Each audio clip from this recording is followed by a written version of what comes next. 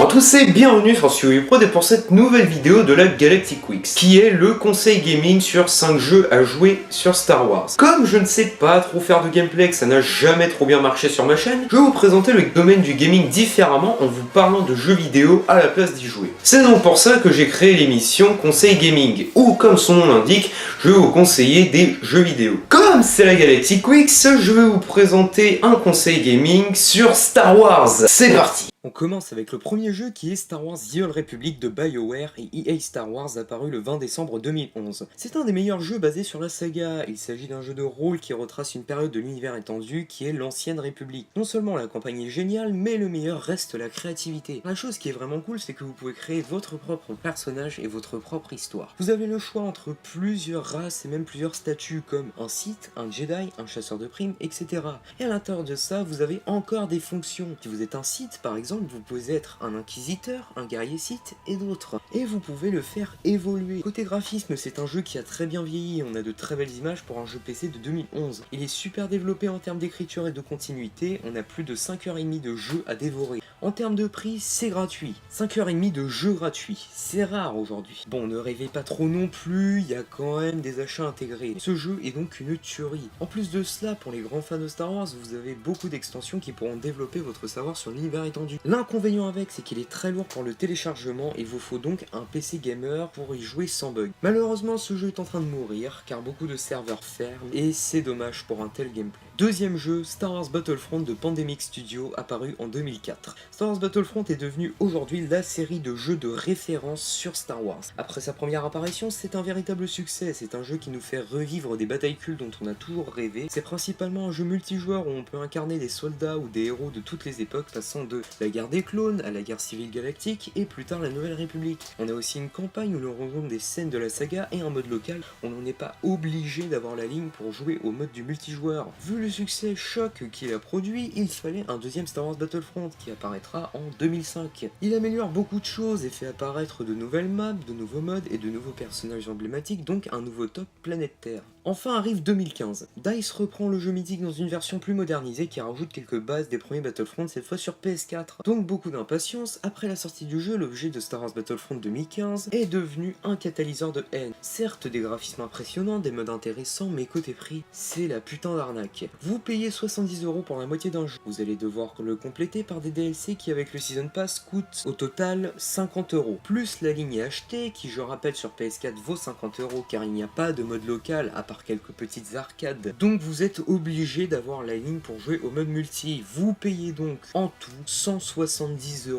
sur un jeu. Oui, je sais, je peux parler car moi j'ai acheté tous les DLC, mais j'ai acheté le tout sur 2 ans, donc ça fait un paquet d'économies. Et sur ce côté-là, c'est dommage car on a de super modes et un jeu super intéressant. On arrive en 2017. Le dernier Battlefront est devenu la déception de la série niveau prix. Heureusement, Criterion Games arrive avec Star Wars Battlefront 2. Après sa sortie, ça a été le coup de cœur. On retrouve l'ancien jeu, on a un mode campagne qui cette fois trace une nouvelle histoire de Star Wars avec l'Inferno Squad durant plus de 2h30 et en plus c'est original car on joue en côté impérial. On retrouve un mode local, les 3 époques, bref, les fans ont été entendus par Criterion Games et tout a été repris. En plus de ça, les extensions sont désormais toutes gratuites et contrairement au dernier qui comptait 4 maps au départ, ici on en a plus de 10. Donc un grand changement. Troisième jeu, Star Wars, le pouvoir de la force de LucasArts. LucasArts qui en fait a à peu près développé tous les jeux Star Wars. Star Wars, le pouvoir de la force apparaît en 2008. C'est dans ce jeu que l'on retrouve quelques-unes des meilleures nominations pour le meilleur scénario de jeu vidéo. Il apparaît sur plusieurs plateformes, notamment Xbox 360 et PS2. C'est un jeu où l'on incarne un des apprentis cachés de Dark Vador, Starkiller. Il comprend plus de 3 heures de gameplay, en termes d'écriture c'est très original, et ça nous change de la vision de la saga habituelle. La particularité du pouvoir de la force, c'est qu'il est très sombre et très violent. On peut découper des corps, les manier dans tous les sens. Le jeu aura une suite qui est le pouvoir de la force 2. On revient avec une œuvre numérique encore plus sombre et plus longue et plus impressionnante. Côté graphisme, il est très beau. Aussi, on peut choisir le destin du héros, soit côté obscur ou côté lumineux. Et on retrouve une similitude avec Star Wars The Old Republic. Quatrième jeu, Lego Star Wars The Complete Saga. Je crois que c'est un des jeux que j'ai préféré côté Star Wars. D'une part parce qu'il est génial et d'une autre car c'est le tout premier jeu auquel j'ai joué sur Star Wars pendant des heures sur Nintendo. C'est un jeu Lego, comme son nom l'indique, développé par TT Fusion qui apparaît en 2007 sur d'abord Nintendo DS et sur d'autres plateformes les années qui suivront. On retrouve nos personnages de la saga en briques et c'est un concept assez original pour l'époque car c'est la première adaptation de Star Wars en Lego, voire la première adaptation filmique Lego. Le jeu est amusant, palpitant et reprend plein de scènes mythiques se déroulant sous des formes un peu plus enfantines, donc je vous le conseille fortement.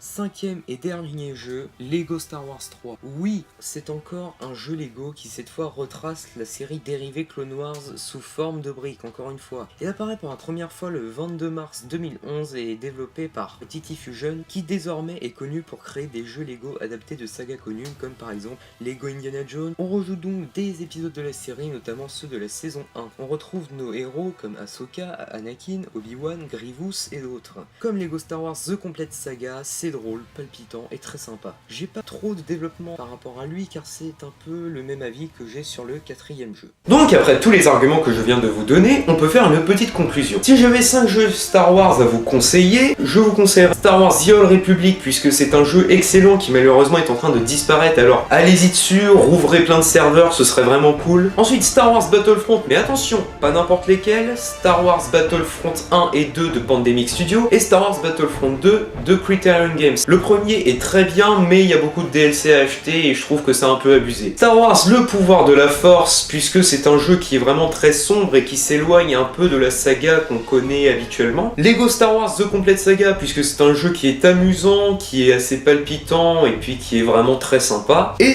Lego Star Wars 3 puisque c'est aussi un peu pareil que Lego Star Wars The Complete Saga, un jeu qui est vraiment très excellent et drôle. Voilà, j'espère que cette deuxième vidéo de la Galactic Week vous aura plu. N'hésitez pas à partager les vidéos et dites-moi en commentaire si vous aimez cette nouvelle émission qui est le Conseil Gaming qui remplacera alors tous les gameplays. Et j'ai une petite information justement par rapport à la Galactic Week. J'ai pris pas mal de retard donc la fin de la Galactic Week ne risque pas de se terminer pile le 5 février mais peut-être un petit peu plus tard. Voilà, ça a été un petit peu décalé parce que j'ai pris du retard parce qu'il y a une petite surprise sur la chaîne. Donc c'est une petite surprise mais voilà, j'ai fait un petit voyage il y a pas longtemps. J'ai eu pas mal de choses à faire à côté. Donc voilà, moi je vous dis à très bientôt pour de prochaines vidéos sur l'événement. Et bien sûr, que la force soit avec vous.